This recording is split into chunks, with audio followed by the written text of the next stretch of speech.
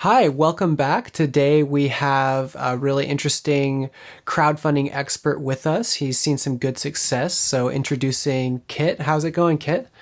Good. How you doing today, Michael? Doing good. Why don't you go ahead and introduce yourself and tell us a bit where you're coming from? Yeah, I'm Kit Perkins, co-founder and CEO of ErgoDriven. We make the Topo mat, and with Topo, we raised $100,000 in 30 days. Wow, that's really something. Was that part of your plan from the beginning? Yeah, absolutely. We were starting with basically no money and wanted to take the bootstrapped route. Mostly to preserve ownership, actually. So crowdfunding, has been on our radar since before we even knew what we wanted to build.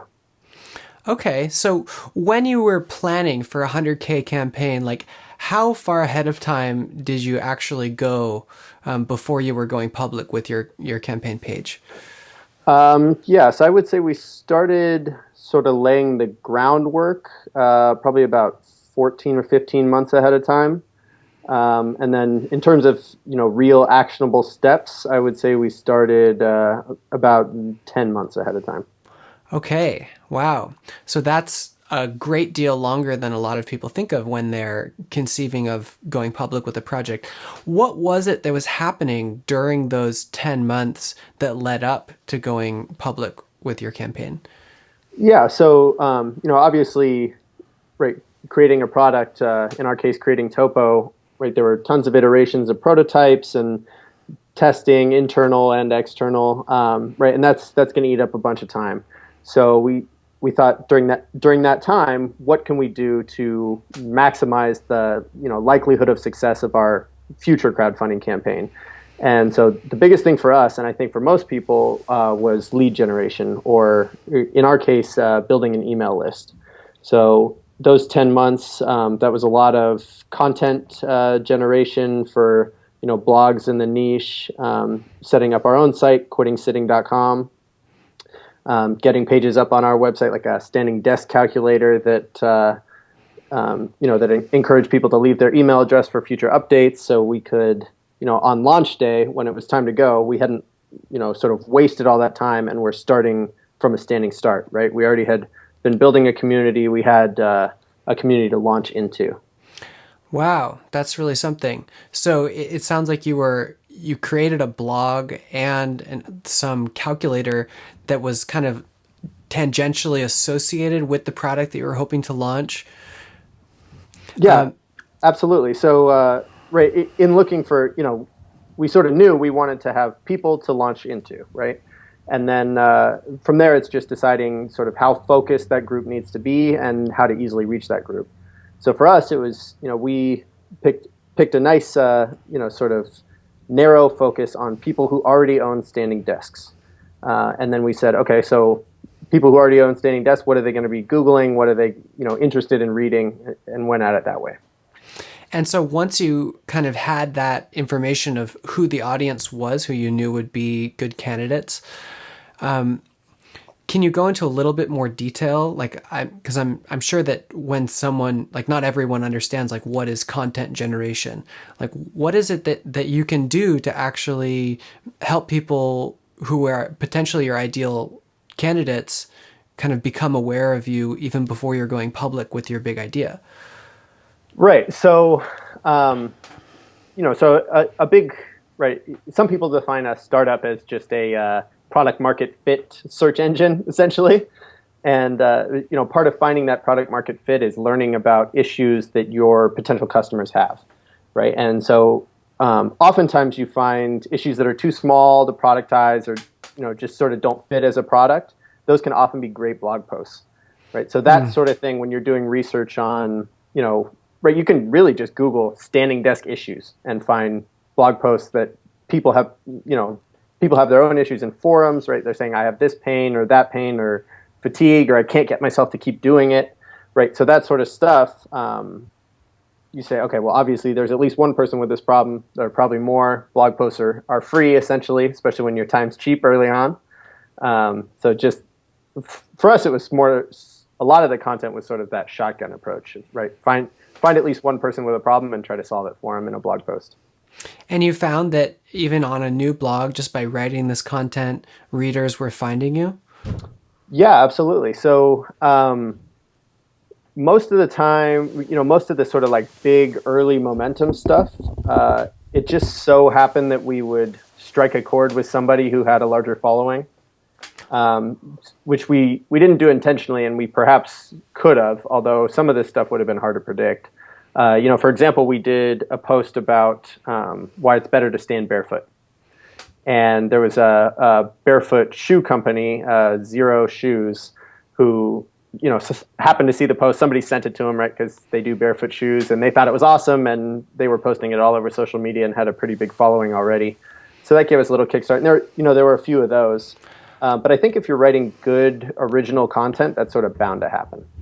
Okay, so I really love this because what you're showing me is that it's not necessarily like the article that does it, but it's creating an article that engages a human on the other end and the actions that that human takes. So in this case, someone was inspired by your content. They shared it with a friend who happened to have a larger following, and suddenly you were getting a lot more traffic to that blog.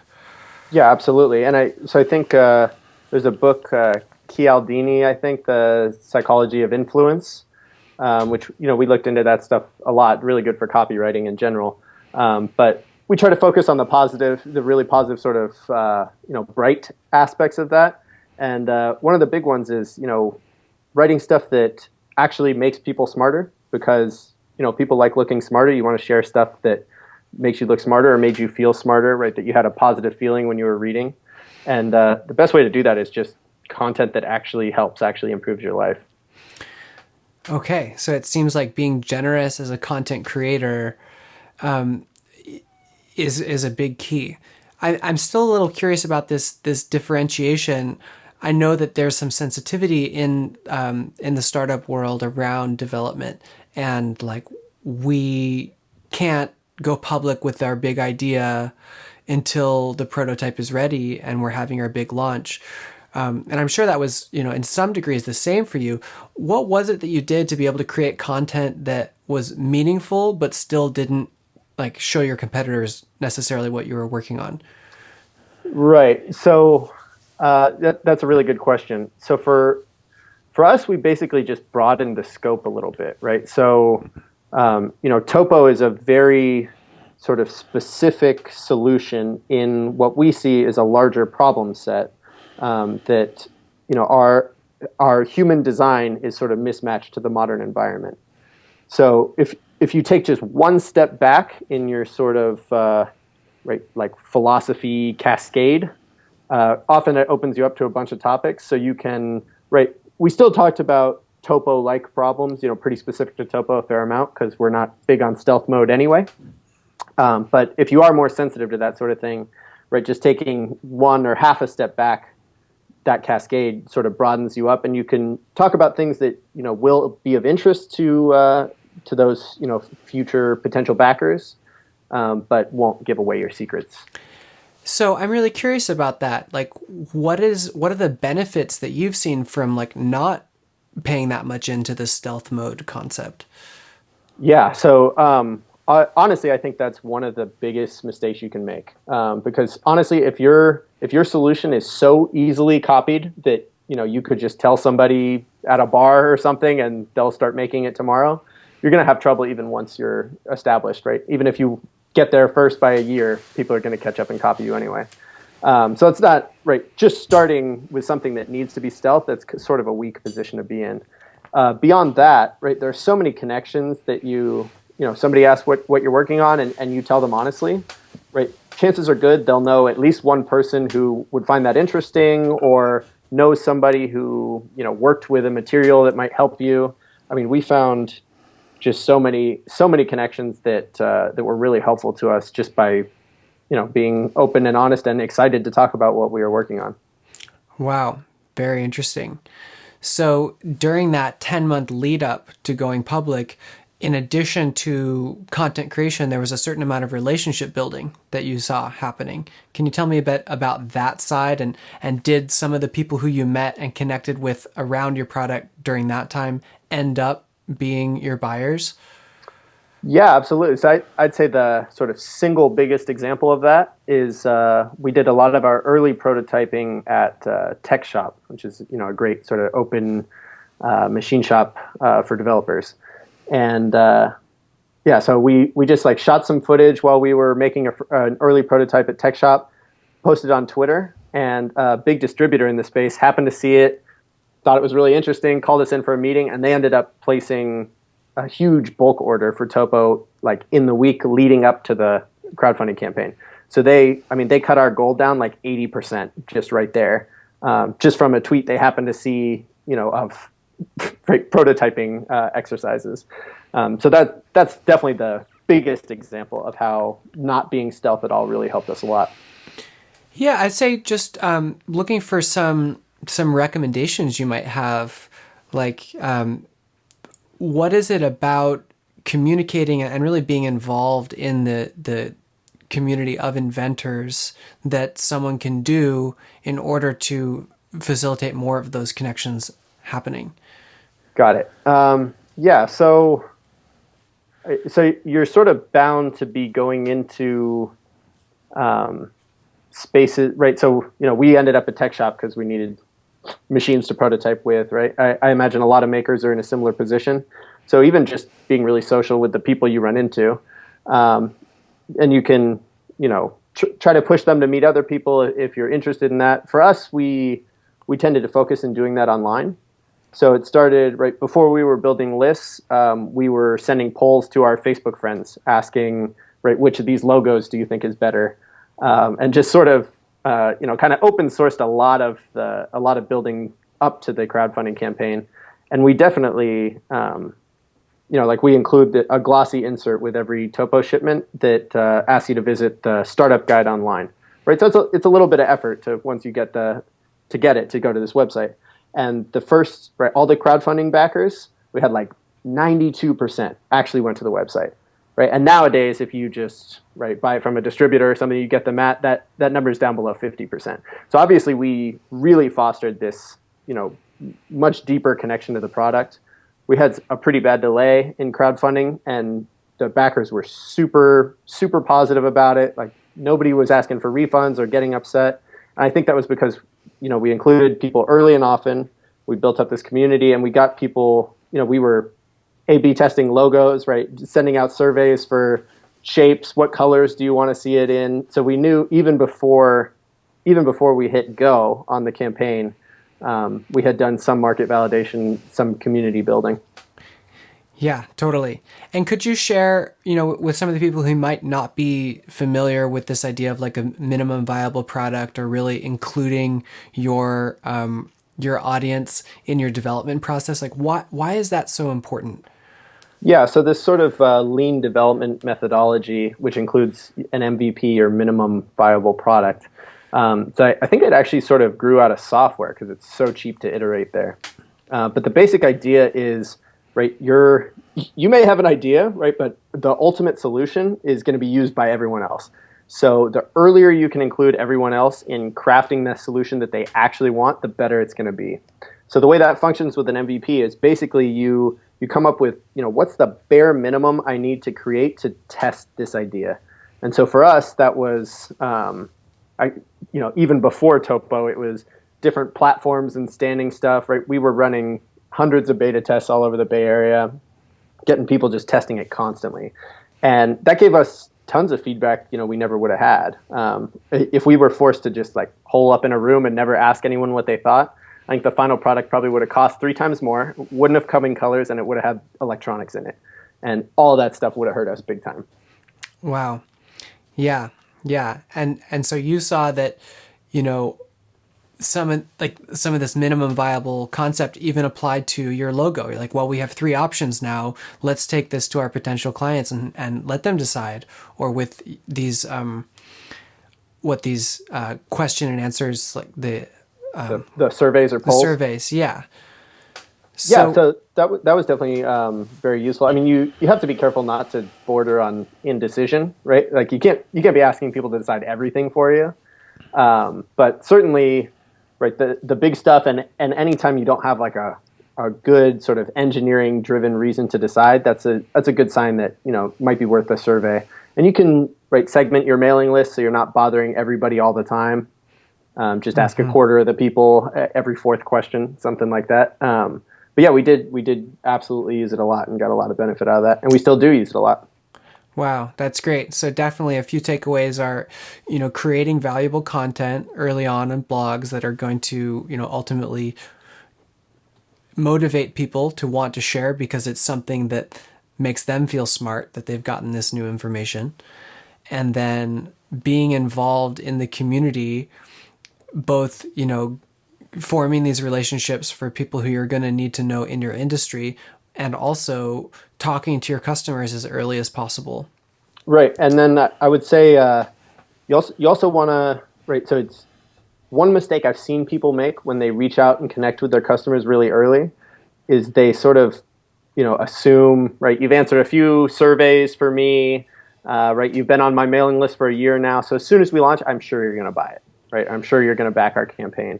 So I've seen some mistakes there, and I think you still need to really try to build excitement for the campaign. So what worked really well for us was we wrote a 4-part blog series that was basically everything you need to know about the development of Topo was the first post, right? And then 2, 3, and 4 were about setting up crowdfunding campaigns, right? Or about how we were doing it specifically, how we set up our fulfillment, stuff like that. And so it was this is getting very real, and we're showing our cards that most of the work is done at this point. Right. So for the people who've been following along, it's fun to share this, right? Because instead of just saying oh, here's a cool blog post I saw, right? You can post that and say, I've been following these guys since the beginning and they're almost ready to launch, right? And that's a way more fun feeling when you're sharing it, right? You feel exclusive, you feel part of it. And it's way more fun, right? You're way more interested in that if you see that in your newsfeed too, that oh, a friend of mine, knew about these guys way ahead of time. That's cool. Yeah, so you're seeing that people actually love feeling involved and behind the scenes, and that they wanted to share some of the growth that they had witnessed. Okay, so let's focus now on that 1 to 2 months leading up to going public. So you mentioned that you basically got a plan of ramping up on some key communications. Tell me a bit more about that. What was it specifically that you wrote about that helped people know that you were trustworthy, and then what else went into it? Yeah. So as far as trustworthy goes, which I think that's a really big one. So I don't. I'll get back to the rest of the question, but I want to sort of pick that out first. It's really important to be your authentic voice, especially in these really early community building, and it doesn't necessarily have to be how you talk to your friends when you're at a bar or something. But choose an authentic voice that really resonates with you, and make that your brand identity early on, and have it be the whole point of this is that it's early and exclusive and interesting and fast iterations, right? So I see a lot of people trying really hard to sound like big corporation at this stage, and I think that's really counterproductive. I think you want to sound more like one or two guys who are working hard to get something done, and you're being more professional than you might with your friends, but not over the top, right? But anyway, getting back to the larger question. So in the 1 to 2 months leading up, so just by sort of necessity of the design process, the survey questions are sort of more specific at that point, which I think helps you. It helps you actually visualize having the product more. So that's just sort of a natural lead up to a purchasing or a backing action. But so in that time you're asking questions like, well, what do you think of these textures and these colors? You're starting to share feedback that you've gotten from beta testers that's been really positive, right? And you can even share. We shared at one point. We had sort of a head-to-head match-off between half the beta testers liked this feature and the other half didn't like this feature and wanted something else instead. And so we shared that in an email, the sort of face-off that we were dealing with and what we were going to do about it and why. And right, that's sort of a fun story. It's that's an easy thing to remember too. It sort of sticks in your head a little bit.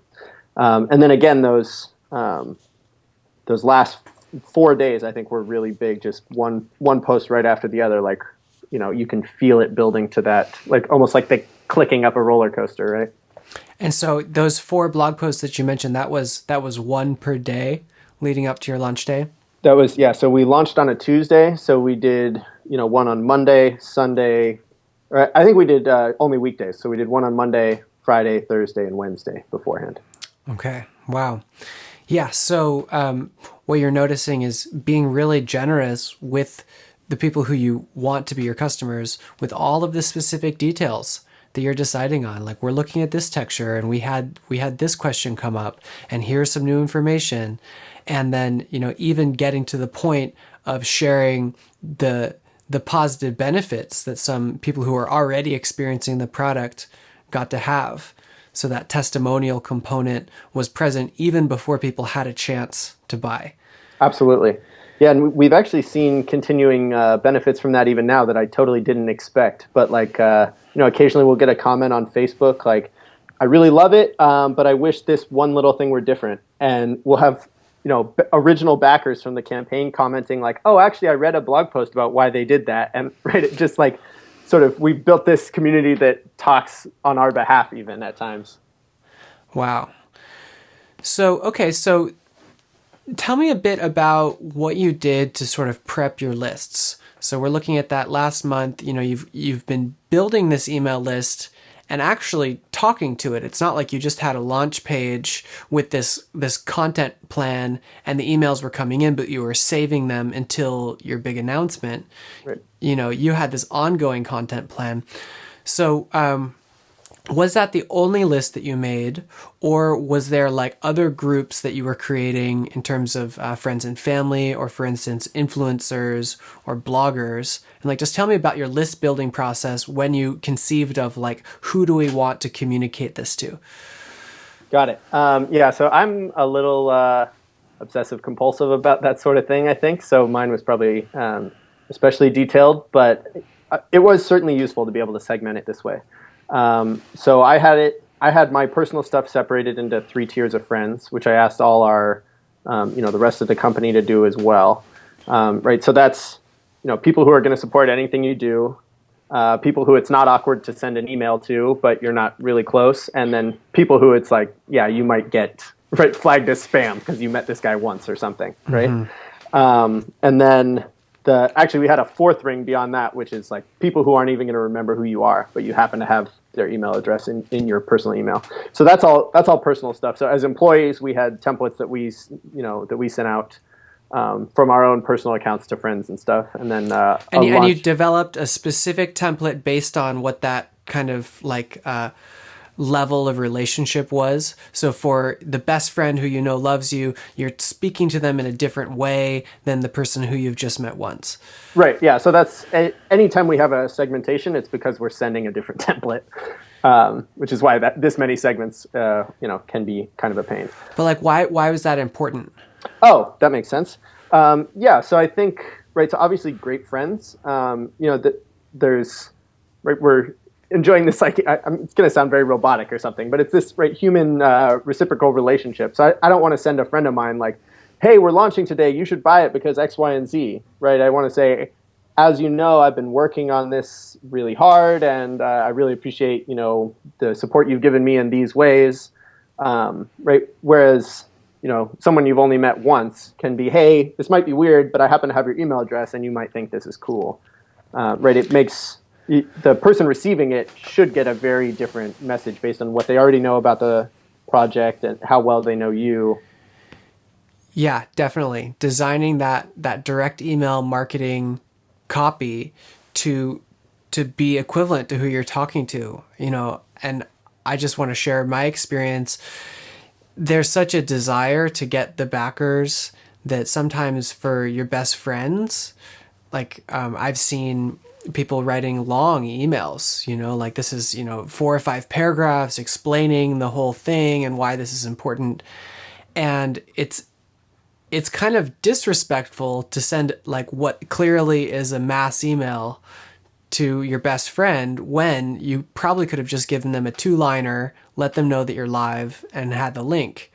Right.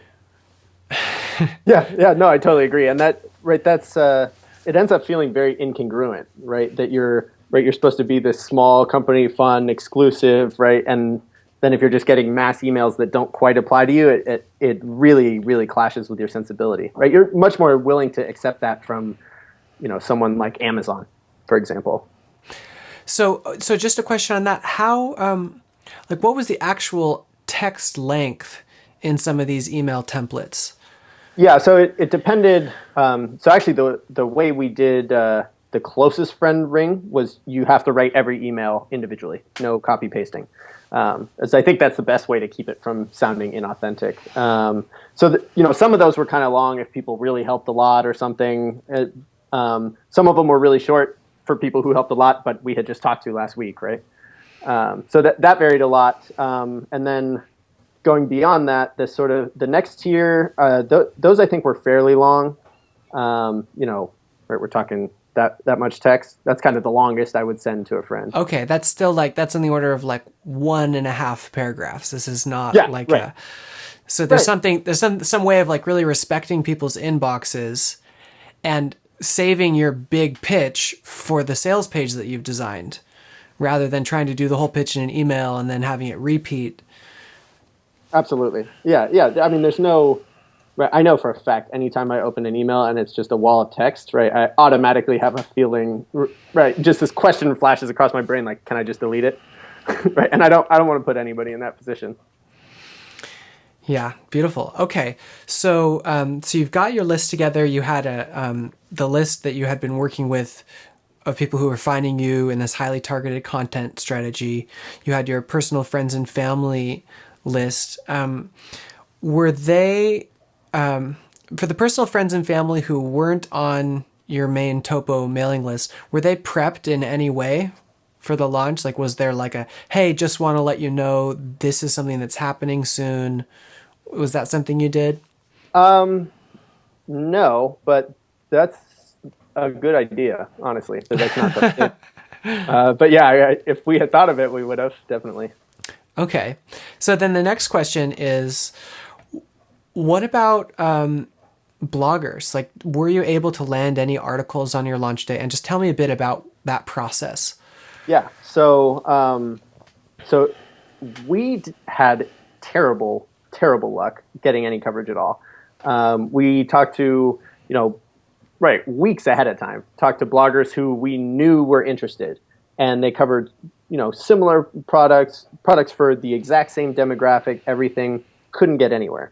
But that's okay because, we, right, rather than just trying to get our message out through a bullhorn, right, we view bloggers and influencers as, right, sort of outsourcing our potential customer education, right? So we want to find audiences that will just get it right away.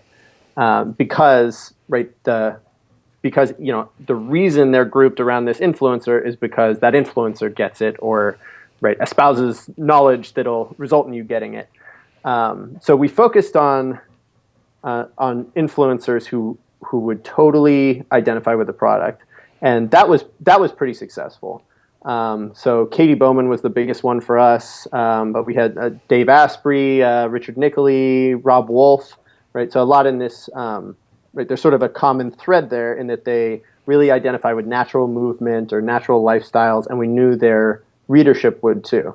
So even though it's a much smaller readership than, say, Huffington Post, right, the audience is so highly qualified that the conversion rate, so to speak, of their readership is really, really high. And it's, right, you're sort of paying it forward too in the community, right, getting them that sort of the ability to mention this exclusively or more exclusively, and keeping it that fun community thing, at least early on. Yeah, totally. Okay, so it sounds like the more traditional news outlets, you didn't have much success with, but when you found a writer who you knew would be really interested in it, even who had just small amounts of readers, you were able to generate some articles that way. Absolutely, yeah. And so in terms of a specific strategy there, right, so you have to do something, right? You can't, the email has to include a picture or a link to a video, right? They have to know this is real to even get interested at all. Keep it short, respect their time, and then right, ideally, you're not asking anything the first time, right? You're just saying, this is what we're working on. If you have any interest at all, let me know, right? And leave the ball in their court. Don't try to pressure them because they're getting hundreds of emails a day from people like, I have this product, here's a link, post about it, please, tweet about it, anything. And then, right, just like any other human relationship, right, realize they're people.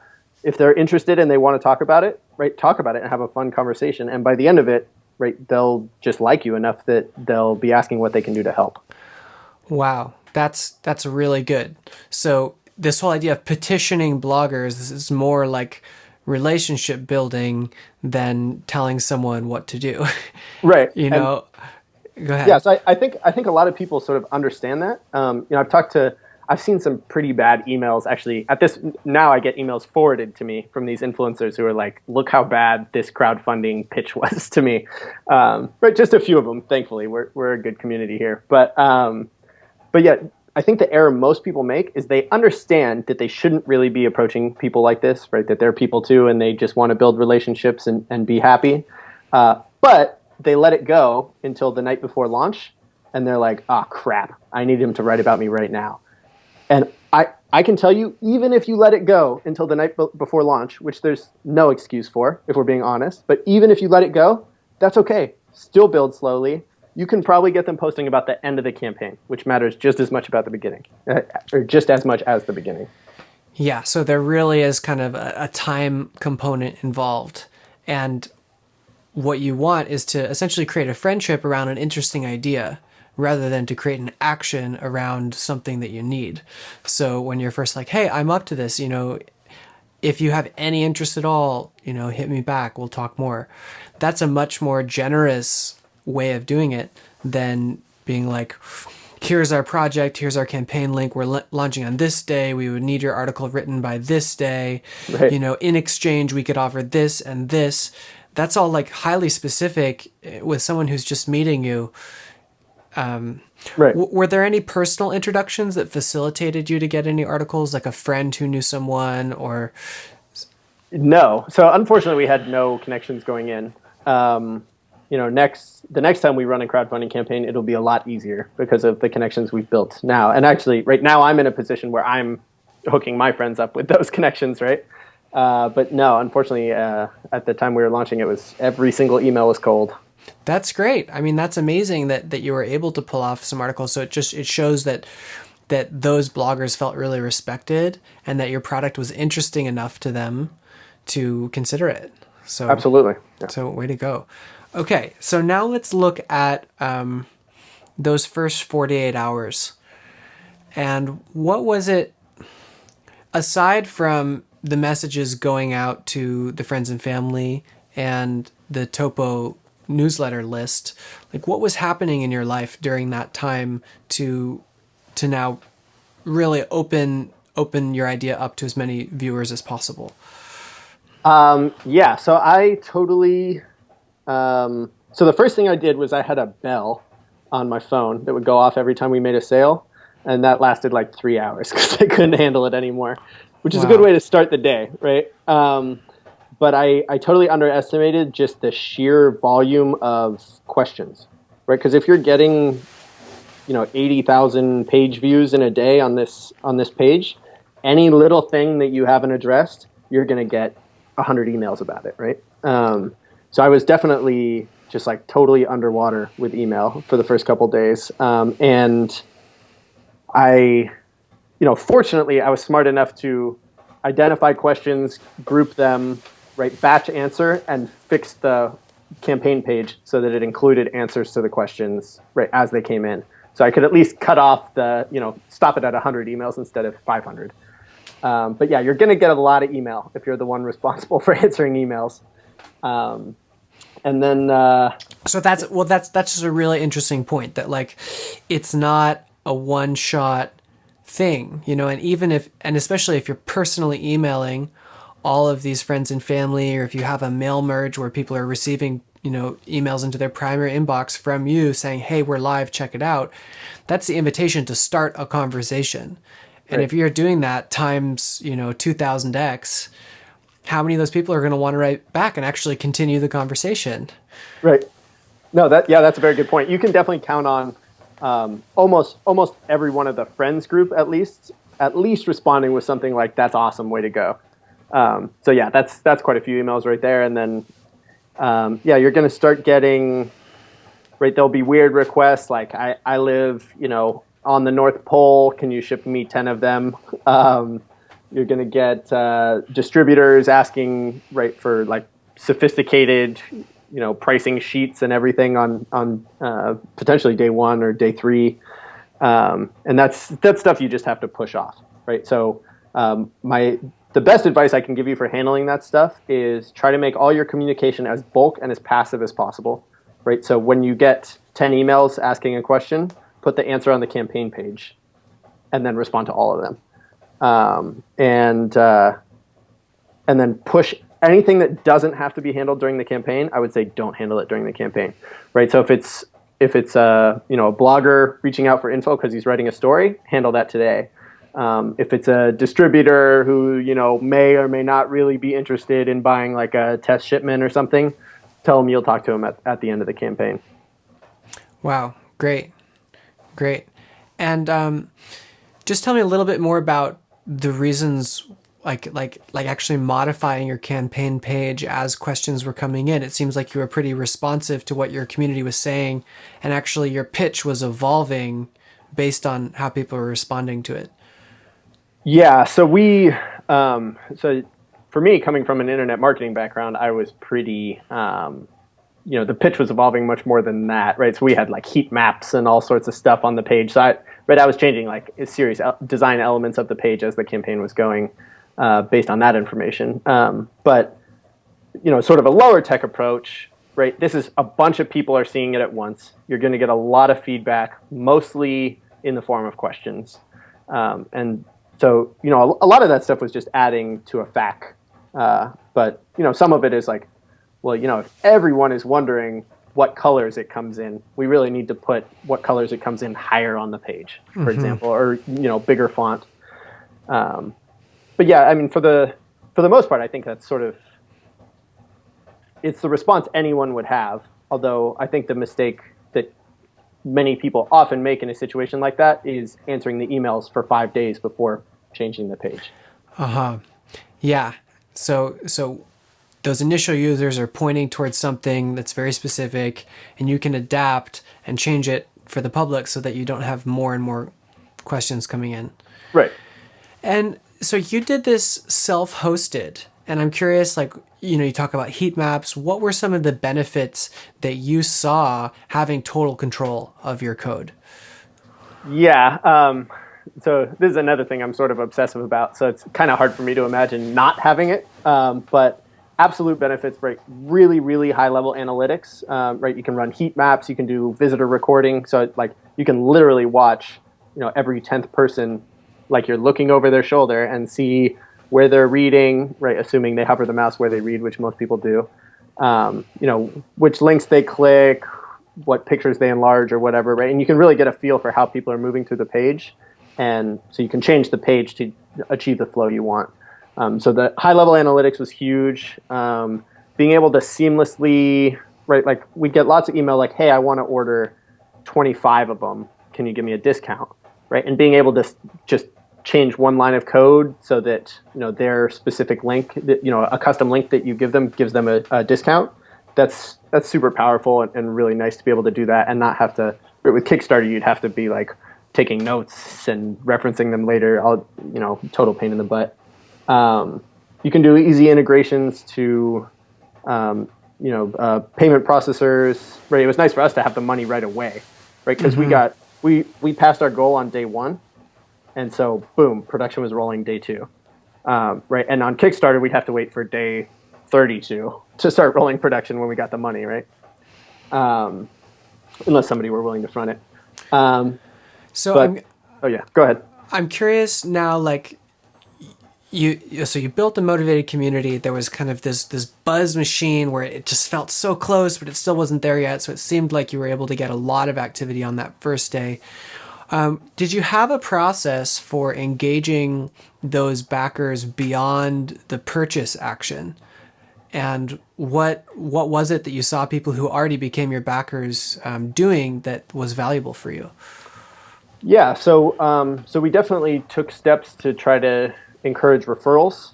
During the campaign, we ran a contest for who could basically refer the most people. So after your order, you'd get a custom link, and there's a leaderboard. You can track how many shares you have. So that was a lot of fun for people, I think, to sort of have it quantified like that. Because I think at that point, people want to be sharing it, right? And then we updated a lot through the campaign. Like, we've hit this goal, we've hit that goal. Right, it was a really exciting time for production because we were just sort of ramping up production as we had the money. So there's all this interesting real life stuff happening and pictures from the factory and everything. So as soon as the first person buys, now you have a whole new email list, and that's customers. And so they have although you are often you're interested in them referring their friends or becoming repeat purchasers or anything. For the most part, you guys are really just on the same team now, 100%, and you're both going through this process together, and they want to know everything that you or your you can almost copy them on every email you send your CTO, right? Yeah, so just this ethic of inclusiveness going, beyond the purchase, and that, this team of people that have chosen to offer you their money, they really want to know the details, and that there's just some huge benefit that people get to have when they feel like they're in the backstage, crew. Oh, totally. And so especially for us, I think it was easy to never lose sight of the fact that this is very different from buying something at a store. You part of what you're investing in, part of what you're getting as a return for your investment is inclusion in this fun process, in this sort of side of product design or product fulfillment that people never get to see. And so that's if you fail to deliver that, if they just pledge their money, they become a backer, you say thanks for your order, and then you deliver as scheduled, I would say you failed because you didn't give them the awesome crowdfunding experience, that should come with crowdfunding, It's not just a pre-order store. It's a fun, awesome, inclusive, exclusive process for everybody. Yeah, definitely. And when they get to have this information, it's just so valuable. And what you see is that people who are backing you, they want the object or whatever you're offering them, but also they want to know who you are. They want to know the choices that you're making, and probably on some level they want to learn about the business. And absolutely. Yeah, we actually, a ton of our customers have since emailed me and asking for advice running their own crowdfunding campaigns. So there's definitely a big aspect to that. Yeah, it's a great reminder for me. I've been running a campaign for my music right now, and I'm a month late on this video I was supposed to deliver to everyone. And I should just tell them what's going on. I should say, hey, here's what happened, and here's what we're working with, and it'll be out soon, rather than, just staying quiet until the product is delivered. Yeah, and for me, if I wouldn't send an email out for even a day after I found something out, the boxes are delayed and that's going to push us back a week, I would be physically tight if I hadn't told everybody yet, because I feel like they deserve to know perhaps even more than I do. Yeah. I have to know, and they get to know, or they deserve to know. So what a beautiful bit of information that, transparency, treat your backers like your investors. If you had a venture capitalist on the team, what would be the need to know stuff that they're hearing about just so that they can feel comfortable about their investment? I would say even beyond that, Treat them like the best VC you can imagine, because that's really what they are, Because they're never going to pull their investment. They're never going to replace the CEO like you're worried, some evil VC would do. And they want to be involved, and they have such a diverse skill set, Almost anything that comes up, you can find at least one backer who can help you. right? So if you're like, oh, we need boxes made in Portland, Oregon, right? One of your backers will know someone who knows someone. I can almost guarantee it, right? So it's a it's an it can even help you get the project done having all these people to talk to. Yeah, awesome. So honoring your backers as team members. Okay. That's well put. Yeah.